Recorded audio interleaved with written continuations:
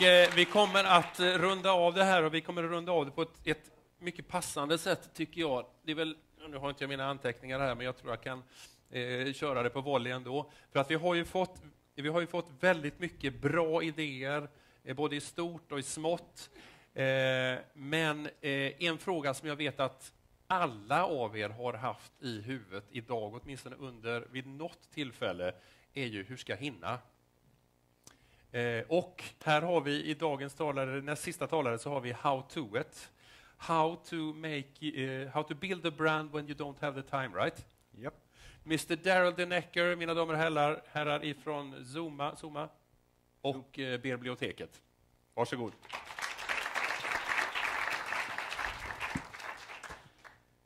Everybody tired? Everybody Not really. else?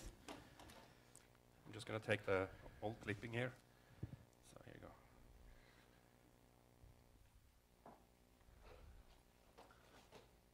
I put online in brackets just because the product I'm talking about today is beer. You can't drink it online, not yet.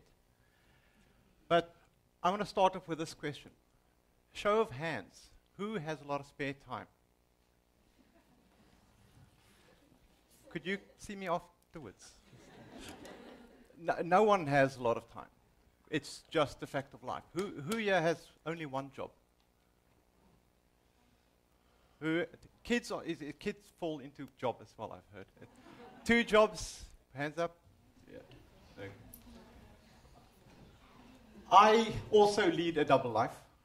I have a job as a strategist for this company. It's called Zooma. We do online marketing and online strategy. In my other life, I run a brewery together with these guys. And I also have 5 blogs that I write for and own. The first one is a denim blog. 5 years, had 100,000 visitors. A wine blog. I talk about beer today, but I write a wine blog. It's a long story. And I have a blog about street fashion, and then obviously the one for the brewery, and then one about my life as an online strategist. I also produce bags. I want to do this a little bit more because it's a lot of fun. But you understand that time is not what we have a lot of. So I want to tell you a story. I started working in an agency when I was 24 years old. And we did 11, 12 hours a day. It was crazy, just working. And I went to my dad and I said to him, I can't handle it. I can't work like this. It's too much. It's just, I want to quit. And my dad said, let me tell you a story. There was a guy who lived in a 3-room apartment with his wife, and they had 3 kids. And the wife's brother died, and his wife then moved into the same house with her 3 kids. Now it's him, his 2 wives, and the 6 children. And those who have kids understand it's chaos. And it was just the woman was screaming, he was screaming, the kids were screaming. It was just work, food, it was absolute chaos. So he went to a psychologist, and he said to the psychologist, you have to help him. You have to help him. This cannot go on like this. What do I do? And the psychologist says to him, I want you to buy a goat. Take the goat into your apartment and live with the goat, your 2 wives, and the 6 children. And he's like, just do it. Do it for a month and then come and see me again afterwards. So he did it, and it just was absolutely crazy.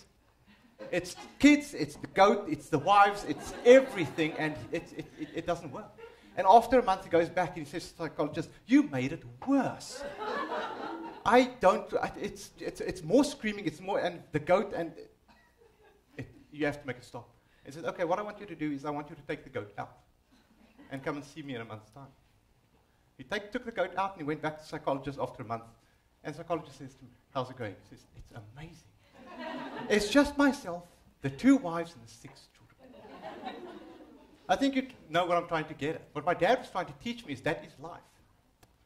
That is it. So what I want you to remember next time you think it's too much, if you add a goat, Would it be better or worse? What I did with this story is, does anybody know this guy? I try and find people in my life that I see managers with this whole time thing. And I found this guy. His name is Ryan Holiday. He's 27 years old. He wrote 3 books. He, up until the end of last year, was the marketing director for American Apparel. Everybody knows the company, so he's a very good marketer.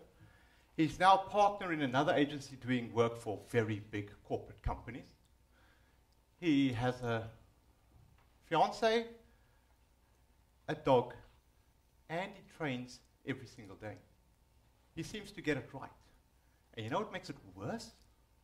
He has 2 pet goats. Which is weird, because I can do it with goats. That's basically what he's trying to say. What I learned from him is, out of these 2 books, if you want to read 2 great books, get these books. The one on the left is his life story, how he manipulates media. It's how you actually use online to build your brand. The book on the right is a book called Growth Hacker. It's how you actually market products.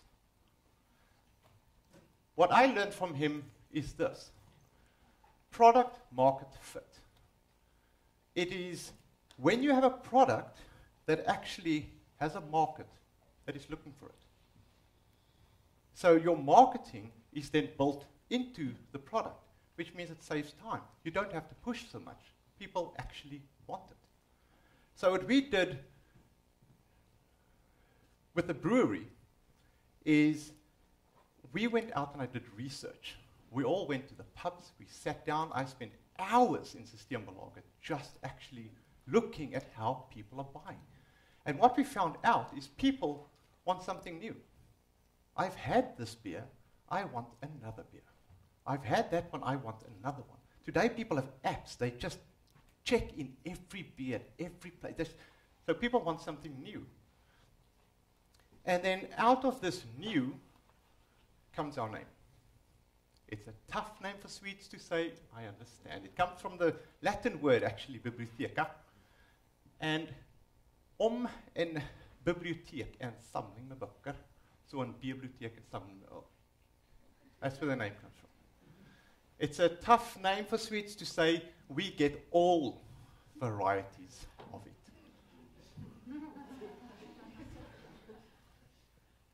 But if they got it right, it's going to be fine. So, myself, I'm a marketer. I help companies build their brands. What I found is that a lot of marketing people, when they sit across from me at a table, and I say to them, could you quote your company's mission and vision statement for me? They can't. So as a marketer, you're supposed to take the company where the board says, take it. The mission and the vision for this company is this. Marketers don't know where that is. So what I wanted to do at the brewery was, let's write it down. The mission and vision. What is it that these different beers that we're going to produce, this library of beers is going to produce, what is it that it should be? And the only thing that's important there for me is of the highest quality that we could be proud to present as our own. So that means when you have a product that doesn't fit the bill, we throw it away. So we do throw beer away because it doesn't fit with where we want to go. Me as a marketer, I can sell it. I know how to sell beer. That's not good. Systembolaget does it all the time. There's beer there that's not up to scratch, but they do sell it. So this was for us the mission and the vision statement, that in everything we do, that's where we're going to take it. The brewers that we've got, 2 friends that we started the company with, they have to do this. When I have events at the brewery, we have to do, everything has to go around this as a statement. So then the other thing that we decided to do is, because we're now going to produce all these different kinds of beers, we're only going to build one brand. And that one brand is the company name. That's all we're building. We're not going to give beers different names. Today in the market, you've got really weird names for beers. we decided to just call it what it is. So I come from Cape Town. I did not move to Sweden for the weather. I love wine. Who in this room drinks beer? Who likes beer? Same, less hands. Who drinks wine? There we go. I don't like beer. I started drinking, I grew up with wine. I write a wine blog. I absolutely love it. So for me to be able to sell beer, I needed to understand what it is. So I'll give you a little bit of a lesson. Beer is made of 4 ingredients. There's 2 other brewers here in the room as well. Water. We all know there's different kinds of water in the world, so different waters taste differently. Coca-Cola has a big problem with their factories all around the world because the water is different, so the Coca-Cola sometimes tastes different. Malt, hundreds of different varieties of malt. Hops, same amount of hops. And yeast. Those 4 ingredients make beer. Okay. Different styles of beer, all the way light, all the way to pitch black, and in between. And then hops gives you 2 things. If you cook it, it gives you the bitterness of the beer. Some hops give you more, some hops give you less. If you throw it into the fermentation process, it gives you the aroma and the flavor, the nose of the beer. Some more, some less. So what we decided to do to call our beers is to just call it what it is. It sounds simple, but companies don't do that. If it's an IPA, a black IPA that with 2 hops varieties, Cascade and Columbus, that's what we call it. Because I don't have time to sit and come up with names of the name of the name of the name. Okay. If it's an IPA with only a Galaxy hops, that's what we call it. And the hop names are very interesting. That one's Bobic. I wouldn't be able to think of the name Bobic. So we actually just decided to call beers what it is, in actual fact, just to save time. And then same thing with the design. The colors are simple.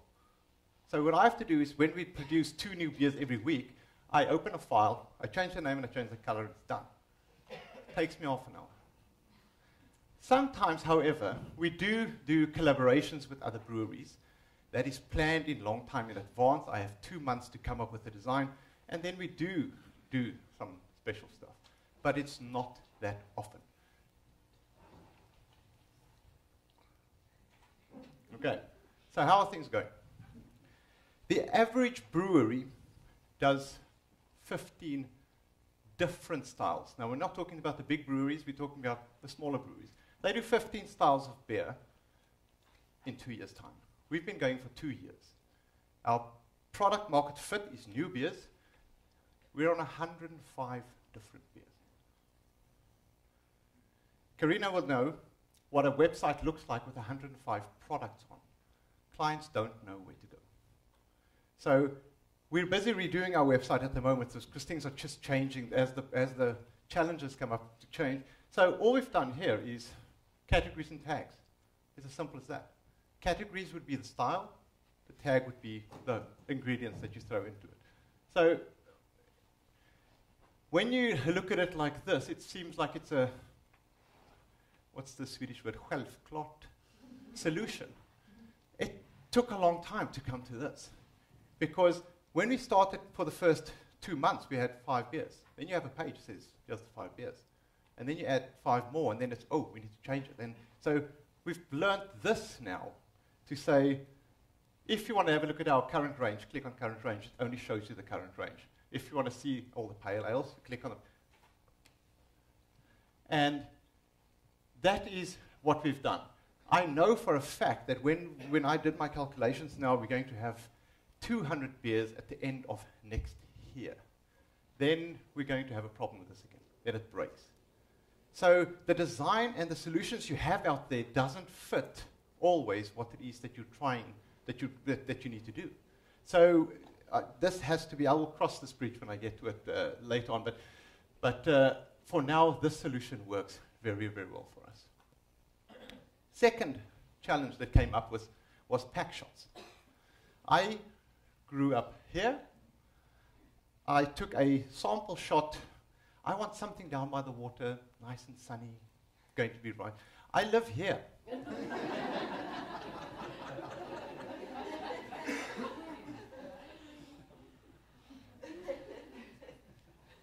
At Zooma, we do a lot of 3D work for Volvo, for Ericsson. And then I started talking to the guys in 3D. I said, I need help. What they actually suggested was, why don't you just do it in 3D? In 3D, I can change the color of the seats to whatever I want. It's the same picture, we just change color. I can change the car to whatever I want. So we did the bottles in 3D. The thing that 3D helps with, if you have a brand that you can use 3D, is you can reuse elements the whole time. So I can use that bottle on a white background, a black background. I don't have to go out and take photographs anymore. And I can do with it whatever I want. I can then change the color of the bottle and change the label. So if I want a pack shot, I open a file, put the label on, and I save the file. It takes me 30 minutes. I don't have to book a photographer for my 105 beers. And I can do it in whatever thing I want. Another part of the library concept is to educate people. So the education process is, I've got friends who own a denim company in town called Dr. Denim. And that blog that I started writing, the most visited page on that blog is, how do I wash my jeans? You ask the denim companies, they say, but it's on the label. And they no, it doesn't say on the label. It doesn't say what soap I should use. It doesn't say temperature. It doesn't say what I should do. And when you start writing a blog and you become an expert, people start mailing you to go, yeah, I saw you wash this. Were you sure this nerd denim thing? And now I'm caught in this nerd beer thing. People are passionate about it. So I said to them, why don't you have a page on your website that teaches people how to wash their jeans? Oh, that's a good idea. So if you have a product that you don't just sell it, actually teach people how to do it. One of the statistics that scared me in the last 2 months was 61% of people who buy makeup online do research after they bought the makeup on exactly the product they bought.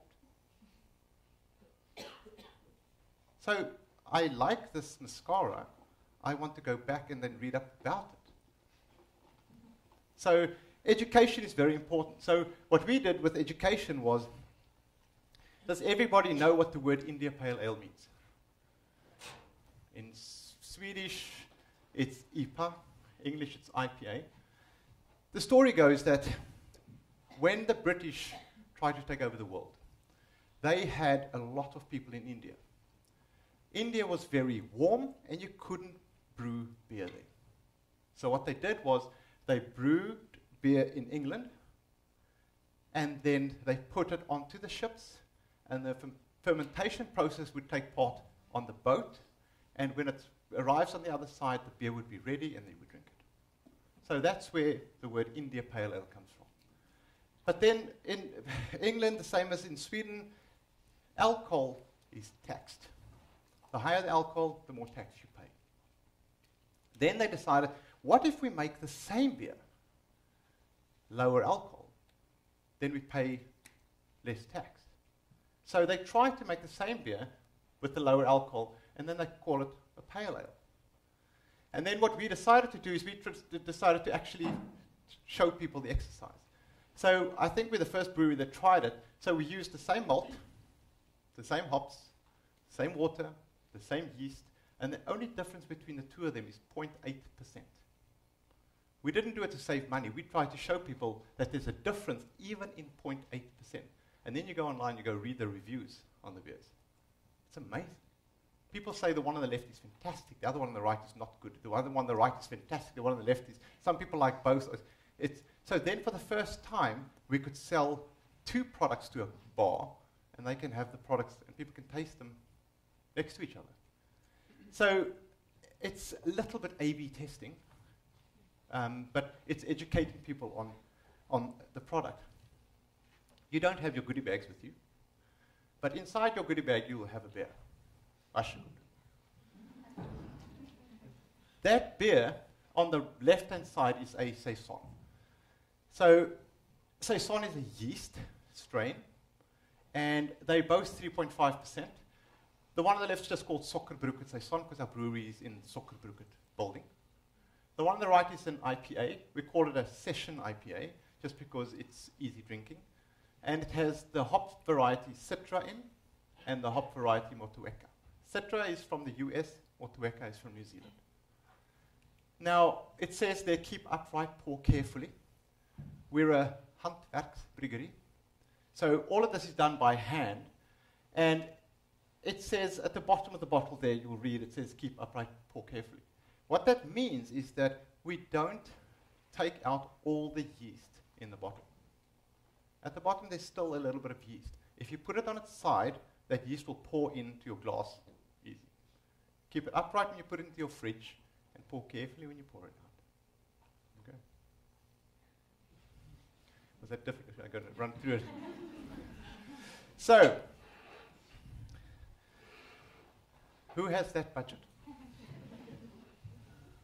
There was one hand at the top there. There we go. I'd love to have it. That's my budget for the brewery. And it's not because I'm trying to show off. It's just we're building. We've only been going 2 years. We're trying to do things, what do you call it? Trying to do things a little bit smarter. So I actually want to just stop and go, is it worth doing what it is that we think we're going to do? And I have a lot of agencies that phone me to go, hi, we've had a look at your website. Could we help you with the website? Yes, of course you can. Can you do it for free? No, we can't do it for free. So everything else, when they phone, I ask that question first. If they can't do it for free, then I have to do it. But then all of a sudden you start getting people that actually does work for free. Try it. There's no difference between my brand and your brand. Just ask people to go for it. Because there's a lot of people that want a specific brand on their CV because then they can get the bigger fish. So you might be a small fish that gets them to the bigger fish. So don't forget to ask people that. But Karina mentioned this. This is going to become, I think, the biggest buzzword for 2015 and into the future, where we start trusting our consumers to actually, and using their photographs, their content, what they write, how they say things, how we link to them. Pinterest runs everything for them for free. You've got all these marketers out there who just does work for you for free. So we're starting to do this year, now that I've got a little bit more time to actually get in touch with people, to say, do you mind if we use it? Can we? And everybody, I'm a little bit tired of it. People take photographs of the beer and the glass that they're drinking it in because it's all over the place. But this is one way you can actually get your free. And then the other thing is this. This is a buzzword this year, and everybody in this room understands this word. Has everybody heard about it? Who hasn't heard about it? Okay. The only difference between this and outbound marketing is, with this, you're trying to get people to find you. With outbound marketing, you're trying to push your information towards people. This is from Wikipedia. It's everything that we've spoken about today. It's blogs, it's online, it's websites, it's newsletters, it's everything. Inbound marketing is how to use that in the right way. And it's got to do with that content marketing. Content marketing is when you have control over your own content, with the stuff that you produce. That's when you manage it. Nobody else manages for you. You're the one in charge of your content, and you're trying to get people to find your brand. Now, who's guilty here? Okay. So if everybody's guilty, why do we still have television adverts? Okay? Anybody guilty here? I like 55-year-olds here. 1% of 55 pluses do it in church. That's the category that I like a lot. In all my research, I prefer the 55-year-olds because we say, yeah, this online thing, it's for the young people. It's not.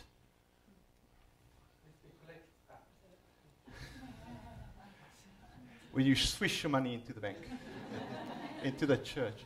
Yeah, so if we now understand that people are blocking out pushed advertising, okay, going online, why do we still do push advertising? People have filters. They don't see things anymore. They do it while they're driving, yet we still do billboards. So what are people doing online? People still obviously do their email. They check social media. These are the ones that I like, that I think is important for a business. People use search engines. Everybody here uses search engines. Now, if you use a search engine, you're obviously trying to find something. And content marketing comes in there. If they can't find you, you're not part of the discussion. Looking for product information. The third one there is very important because that's not, I didn't hear about the brand and then I went to search for it. It means when I'm online, I found out about the brand. How do I find out about it? It's got to do with your content marketing.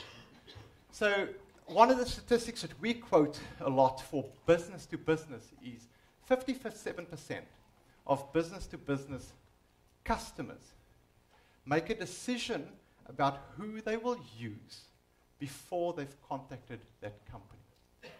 57%. So 60% of people have made a decision whether they will use you without having spoken to you. Most companies, business to business, still tell us, yes, but we'll just wait for them to phone. Then we'll convince them. Now, the convincing happens when they're searching for you. So it's even business to business, but more so business to consumers. So this is people switch out pushed advertising, and they're searching for information. And this is where the methodology comes in for inbound marketing. It's how do you take people, a stranger, to become a visitor, to a lead, to a customer, to a promoter. Now, I never heard of Wakaku before, never. So I'm here, but I'm going to go there. Then it's up to them to get me all the way there.